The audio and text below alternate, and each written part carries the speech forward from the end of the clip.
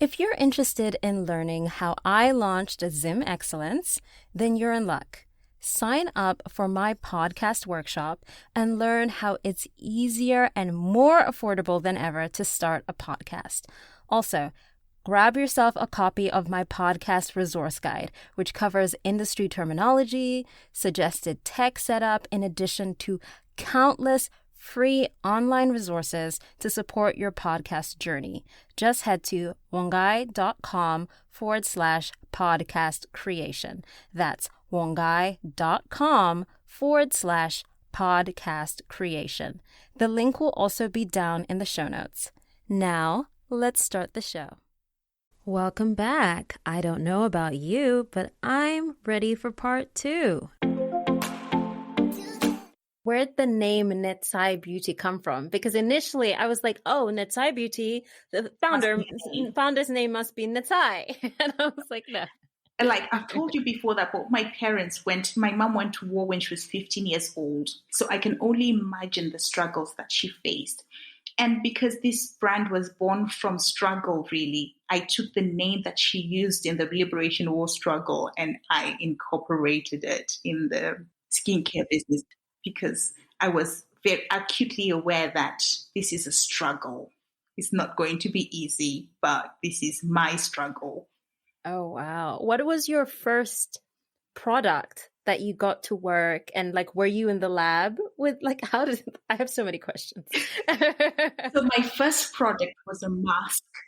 It was a mask. It was a mud mask. That was my first project. The first thing that I did was take myself to formulation school. Okay.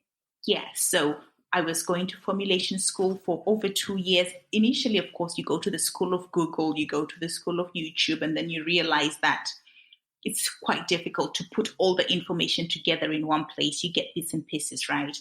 So I went to formulation school. And then after the formulation school, I started creating my own things in my own kitchen.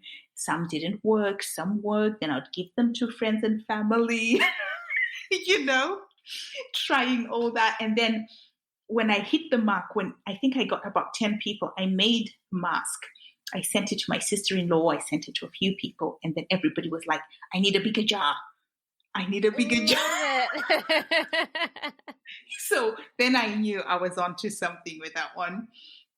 And then from there, I thought, okay, maybe this might just work. But, as in business, there are loads of moving parts. Like here in the UK, you can't just formulate something and start selling. So I had to look at the business side of things, making sure that everything's legal and the like before I started selling. But it was a mask. That was the first project that we made. Oh, that's amazing. So yes, I ask about the process of formulation and all that because I just remembered as a young girl, my mom's going to laugh when she hears this, but as a young girl, I would I was naughty. I was in my mom's room and I would just take bottles of her lotions and perfumes and things. And I would take one of my own bottles or take an empty bottle and I would mix things together and saying, yes, I'm making a potion. This is going to be the skincare that you can live forever. And then my mom's like, what are you doing? Why are you wasting my products? I always say that there is a formulator in everyone. Of course, they are always gatekeepers in every industry. So in the formulation industry, there are the cosmetic scientists who are really trying to gatekeep that industry. For good reason, it's their jobs and everything. But I think there's room for everyone. I never come from a place of lack. I always think there is room for everyone. If you told me tomorrow you wanted to start a skincare line, I will be cheering you on. We will be doing giveaways together. Like, seriously. That's what I think.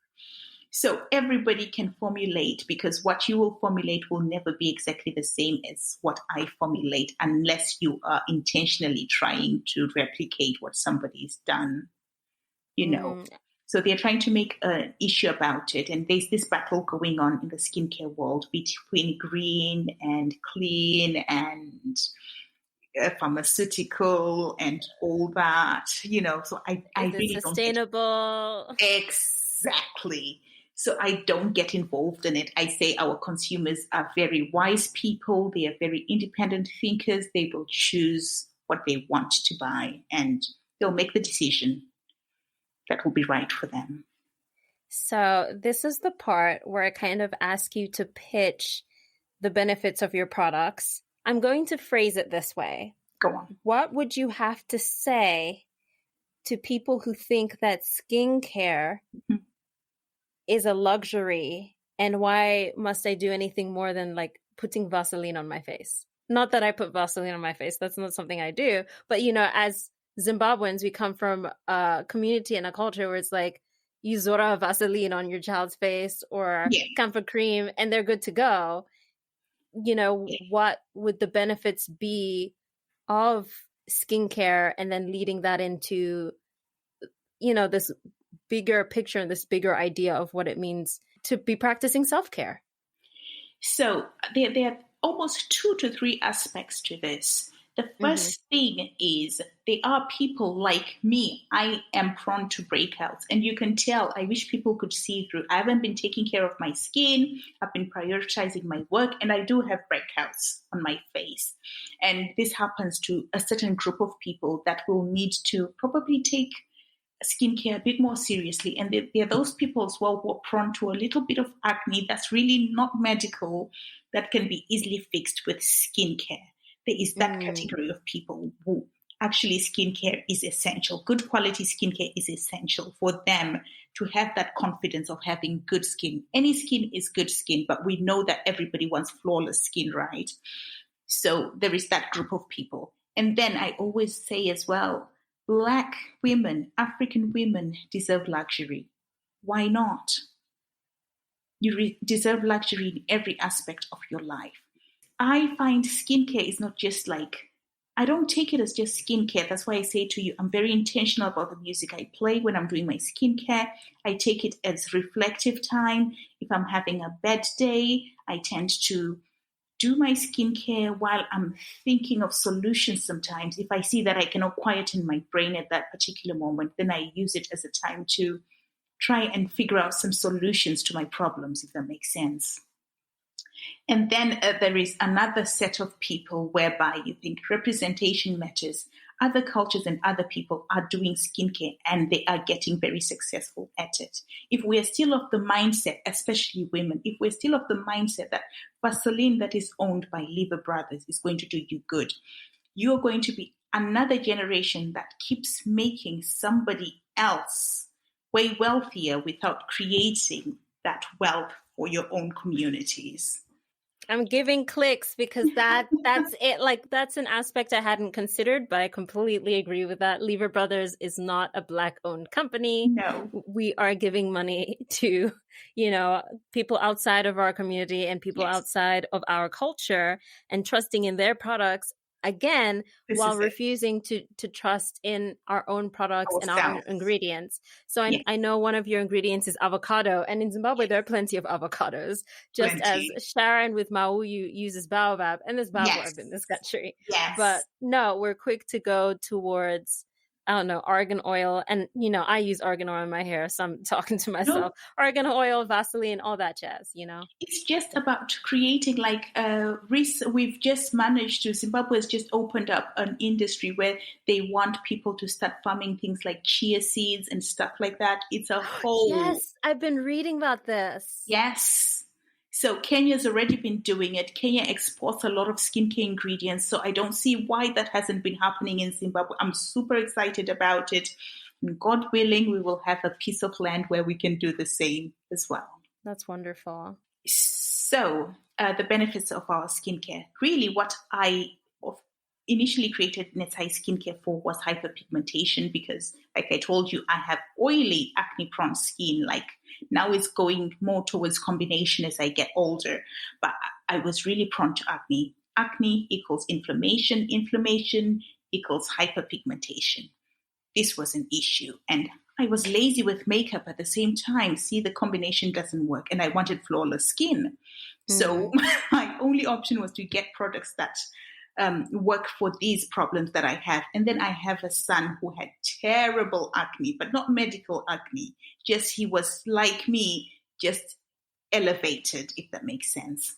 So I decided to start with this. And then while I was doing my research, getting my information together, learning about skin, I realized antioxidants are some of the best things to treat these problems that I'm talking about. However, antioxidants are actually great in aging. So I was like, oh my goodness, you can kill two birds with one stone.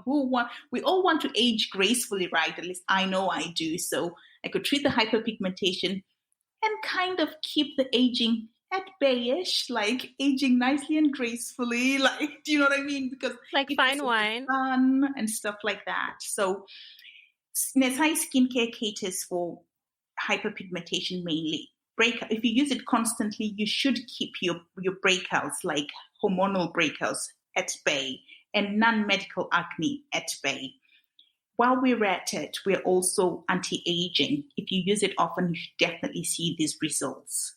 Nothing in skincare can stop you from aging. But you just age gracefully, good skin at that time of your life, in the season of your life that you're in. Does it also have SPF, so protection from the sun? No, we haven't put SPF. That's a big minefield. Yet. Coming soon. That's a really big minefield. And you know what's been happening with SPF, don't you? No, I don't. I'm not familiar with the skincare world at all. Oh, I use like 2 products and I drink lots of water. There's been a big dramas. Some SPFs have had to be pulled out of shelves and stuff like that. There's a lot been happening around SPF itself. So you need a really good cosmetic company to work with you. I don't think SPF is something that we'll be making in our kitchen anytime soon. Mm-hmm. Yeah.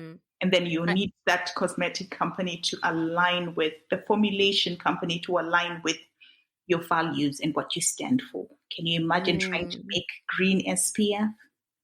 Yeah, it's really tough. I'm just gonna plug the one that I love. It is Black owned. It is Black female owned, and also based in New York. It's Black Girl Sunscreen. Yes, I actually learned about this.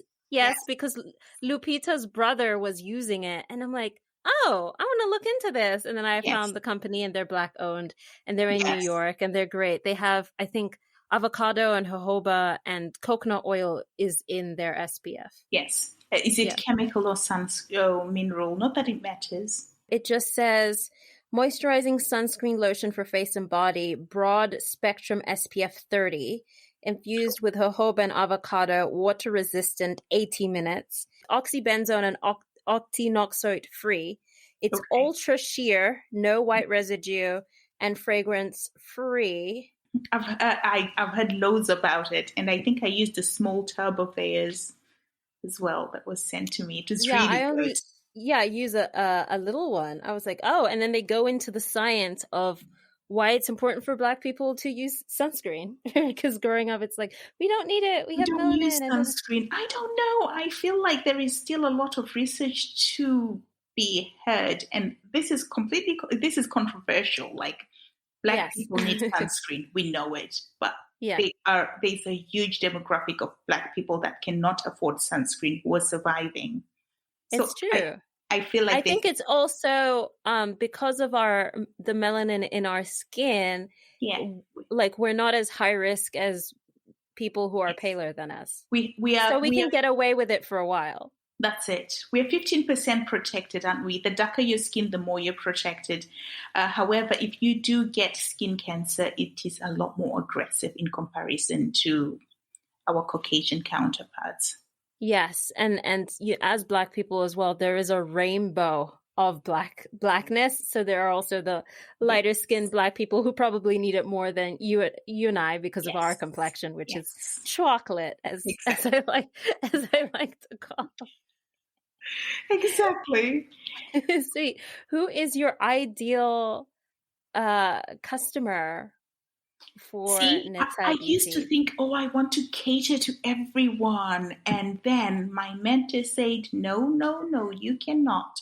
Until you're on solid ground, solid foundation, now you can start to think I can cater for everyone. So with my price point, I am very aware that for the African demographic, my price point is quite high. So I want to say the professional person who has a little bit of disposable income. So I'd say majority of these people are going to be probably 28 years old onwards for them to be continuously coming back to us and be in that place where they can have that money to buy skincare every single month or for whenever they need it. And they're probably going to be a professional and they understand the importance of taking care of yourself inside and out. They're also probably going to designate that time for, if we're talking about self-care and self-love, like, oh, let me draw myself a bath and put a bath bomb and, apply my mud mask and massaging oils and do a whole thing. Taking your time, just me time. Enjoying it. And because like some of the things we wash off, like the cleansing balm, you wash it off. I have put my heart and soul into it. I've put loads of extracts into it. So I always say to people, use it as a mask. Don't just take it off. Apply it on your skin. Massage. Leave it on while you jump into the shower and then wash it off later to get the full benefits of it. I love that. That's my favorite type of mask, the mask that I can just leave on for as long as possible, watch TV, snack, and then be like, and now I'm washing it off. Exactly. Yeah. And it has a little bit of lactic acid, which is a chemical exfoliant. So it does the sloughing in of the dead skin gently because lactic acid is one of the most gentle. I love that. Are there any tips and tricks that you wish more people knew about skincare? I know there are different skin care types. So there's like dry skin, oily skin, combination skin.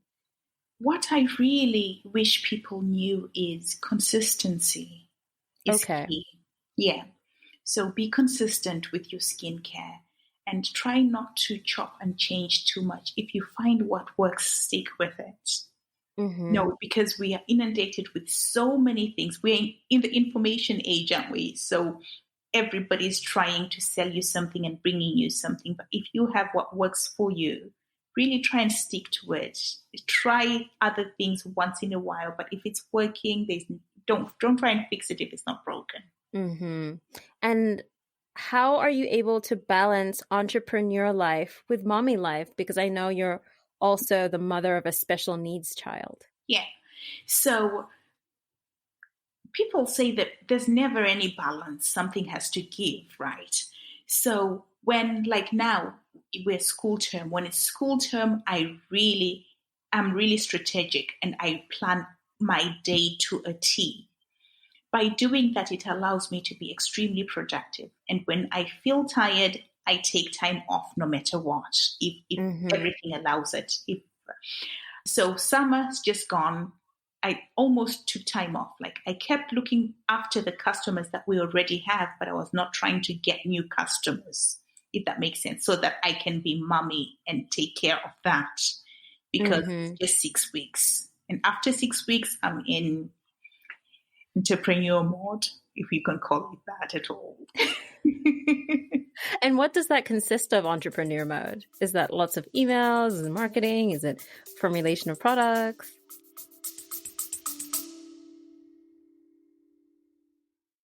Today is a great day to start your own podcast. Whether you have a message you want to share with the world, or you think, ooh, it could be fun to have my own talk show like Vongai, getting started is easier than ever. Here at Zim Excellence, we use Buzzsprout, which is hands down the easiest, most affordable, and best way to launch, promote, and track your podcast. Start for free and list your show on directories like Apple Podcasts, Spotify, Google Podcasts, and more within minutes. Podcasting isn't hard when you have the right partners, and the team at Buzzsprout is passionate about helping and teaching you to succeed. Just check out their YouTube videos. They are filled with tons of information. So join over 100,000 podcasters already using Buzzsprout to get their message out to the world. Sign up today using the link in the show notes or go to vongai.com/podcast creation, and you'll get a $20 credit if you sign up for a paid plan. It also helps support the show. So go ahead, sign up for Buzzsprout, and keep me posted on your new podcast. Now back to the show. Big part of it, like you have no business if you've no customers. Your biggest, Mm-hmm. biggest challenge is getting in that customer. So anybody can make a product, anybody can quality, of course, everybody knows that thing, but is to get people to trust you and buy from you. I feel like that is the biggest challenge of any business. And after they've trusted you, for you to retain them, for them to keep coming to you. So most of your time is spent trying to look after the people you already have, if that makes sense. Does it? Yeah. Yeah, it makes sense. It's easy to keep a customer than it is to get a new one. Yeah. It's true because a lot of people focus on trying to get Get the new numbers people. up, and then you forget the people who are with you when Yes. you just started with 3 people supporting you. Exactly. So, as someone in the skincare and beauty space and someone who's very passionate about representation and feeling good in the skin that you're in, like Mhm. you said, you hope that your products will give people confidence in their everyday life. How do you feel about products that are marketed for skin lightening and skin bleaching that like it's still very much, it's not only in Zimbabwean culture and African culture, it's also in South Asian culture as well, this need to I feel like it's this need to be closer towards white hegemonic beauty ideals, which is a lie because we know black is beautiful and we know black sells. Absolutely. And a lot of things, a lot of culture appropriation is happening to copy like black hip hop culture. Even African culture is being copied now. African music is becoming really popular. But for whatever reason, people keep wanting to bleach their skins to make them look lighter. I feel like healthy skin is good skin, and that's the whole reason that we want an even skin tone, and that's the reason why we want to remove hyperpigmentation. Because usually, when your skin is hyperpigmented, it's because it suffered some sort of trauma. So we are trying to fix that, right? Mm-hmm. Skin bleaching, I think. Do you think skin bleaching was there in Zimbabwe? I don't think it was. It just recently came. I don't know how it came about in Zimbabwe. No, Definitely. I remember when I was younger, growing up in Zimbabwe, my mom talked about the tips and tricks people would do when she was at school. Really? Yeah. I know in Ah, South Asian culture, papaya soap is very much a thing. And I forget what the cream was. There was a cream here people would use. It wasn't Pond's because that just made your face look pale, but there was like something called something else. Ambi. Ambi. I can't remember, but yeah, I remember when I was growing up in Zimbabwe, it wasn't as prevalent as it is now, but it was still there.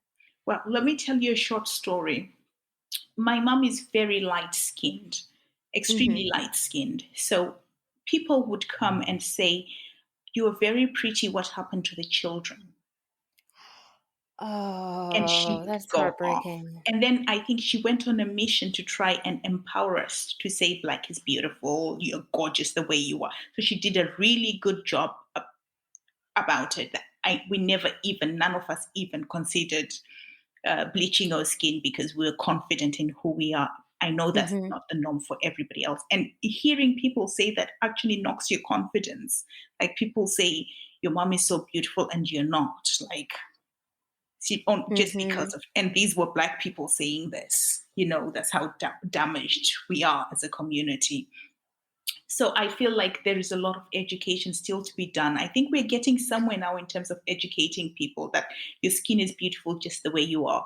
And there is this South African celebrity, I forget her name. She's really talking about the effects of skin bleaching and that it's a lifetime commitment. So when you lose the money, the damage that you've done to your skin is going to show, and it's going to show so much worse than you ever thought or expected. So once you've gone down that route, make sure you're committed to it.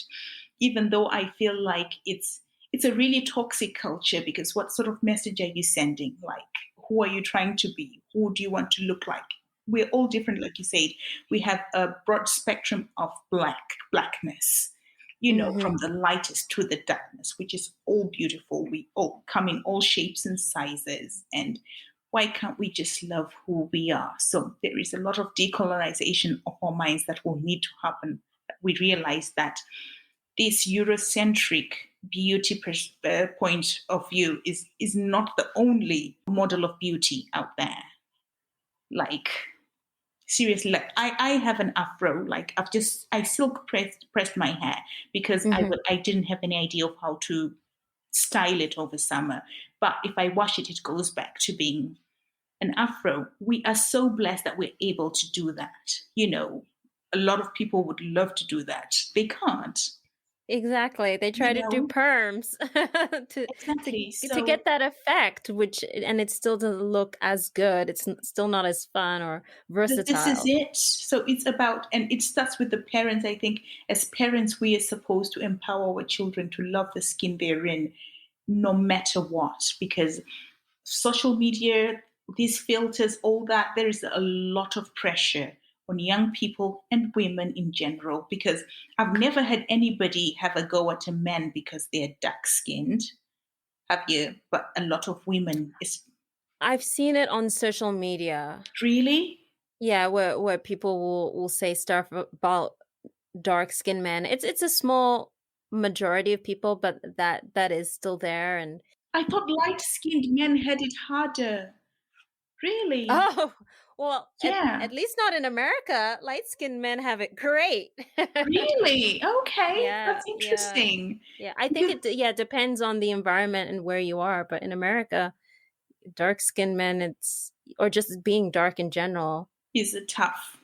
Yeah, there are like so many. I also remember when I was in the UK, there were like terrible words for calling someone dark, like, and sorry for anyone who feels triggered, but calling them like blick, you Yeah. know, Yeah. like that was horrible. And I also want to say, let's stop saying to children or scaring them by saying, don't sit in the sun, you'll get darker. Oh, yes. Yes. Yes, that's a big deal. We know that the sun does damage your skin, so you need the sun in moderation. There's no two ways Yes. about it. Yes, you do Um, need some vitamin D, but also make sure yes. not to have cancer. Moderation and protection. And for Hmm. us, so this is where I always think if you have lighter skin, as in if you're Caucasian or a light-skinned Asian, you can afford to not necessarily have to go directly in the sun. But if you are darker skin, you probably need to expose yourself a lot more in the sun because to absorb that vitamin D and everything, because your skin does not absorb as easily as our Mm. lighter skinned counterparts, right? Um, Sun does have an effect on your skin and how your skin looks, but we shouldn't be afraid of the sun. I mean, I think like people look the best when they're sun kissed. Oh, they do. Yeah. Oh, they look so like all I'm just thinking about all the black models Oh, I exactly. see in life who just look Exactly. so gorgeous with a Yes. tan. Yes. While our lighter counterparts just look red and That's like it. This is it. roasted. Yes. Seriously. It is time for our lightning round. What is your zodiac sign? Gemini. What is the last book that you read? Oh, it's called Stories That Stick by Kendra Hall. Nice, nice, nice. Do you have a favorite movie or a TV show from this past year or recently that you've watched or binged on a streamer? I am very intentional about what I am watching on television and stuff. Very, very intentional because I That's feel like good. sometimes it drains your energy. But I think Good Girls on Netflix has been really fun to I watch. hear it's great. I only got into 2 episodes. It Yeah, wasn't the show for me, but I've been in a workshop with one of the head writers for it. So yeah. yeah, Oh, that's have great. you? Oh, I Yeah. just felt like it's so cliche. It's easygoing. It's an easy watch. If you could have any superpower, what would it be? If I could get into every single Black person's mind and get them to know how powerful they are, how beautiful they are, how worthy they are, I would be a confidence booster for Black people. Sweet. Do you have a favorite superhero? Do you know what? I actually believe that we are our own superheroes. I know what it sounds like. I love that. Who is your favorite Zimbabwean musician? At the moment, it's Holly Tan. Do you have a favorite Zimbabwean childhood snack? Sherbet. Do they still make those? Do you know the sherbet where it was a powder and there was a sweet inside and you dip Yes. it and Yes. Mazoe orange versus Mazoe oh my green. god, my goodness, Mazoe Green. Like seriously? Mazoe Green all the way. The next one is a power statement. It goes, I am Zim Excellence because blank. I am Zim Excellence because of all the women who came before me, the confidence they gave us, the fight that they did for equality for women, even though we're a long way away. I am Zim Excellence because the women before me paved the way. Wonderful. If you could nominate someone for the award of Zim Excellence, who would it be? My good friend Lorraine Black and Ban, you all need to check out Black and Ban. I mean, she's doing amazing things. You need to get her on the podcast. Seriously. Cool. Lorraine, you've officially been nominated for the award of Zim Excellence by Esnath Moyo. Esnath, as we wrap up, I would love it if you would share a message with our listeners, also letting them know where they can continue to follow your journey. It's such a pleasure to be here with you, and I know you will be back for more stories and more conversations. Absolutely. I have loved, loved, loved speaking to you, Vongai. My message is you are beautiful, you're worthy, exactly the intentions we set today. And keep doing you. And if you're struggling, just put one foot in front of the other. Keep going until you achieve what you are determined to achieve. You can find me at Netsai Beauty on Instagram or www.netsaibeauty.co.uk. Wonderful. All of those links will be down in the show notes. And Esnath has actually given us a cool discount code that you can use to get 15% off all Netsai skincare using the code Zim Excellence. Thank you to our listeners for listening. Thank you so much for having me. I've really enjoyed this. Thank y'all so much for coming to the party. Majita tatenda siabonga. Nah, for real. Thank you so much for tuning in to this week's episode of Zim Excellence. If you found value from this episode, please share it with a friend and go ahead and subscribe, rate, and review. If you send me a screenshot of your review, I'll make sure to give you a shout out on future episodes. Feel free to tag us on Instagram at zimexcellencepodcast. And if you identify as Zimbabwean, I want to hear your story, so go ahead and email zimexcellencepodcast@gmail.com. Till then, have the best week and stay Zim Excellent.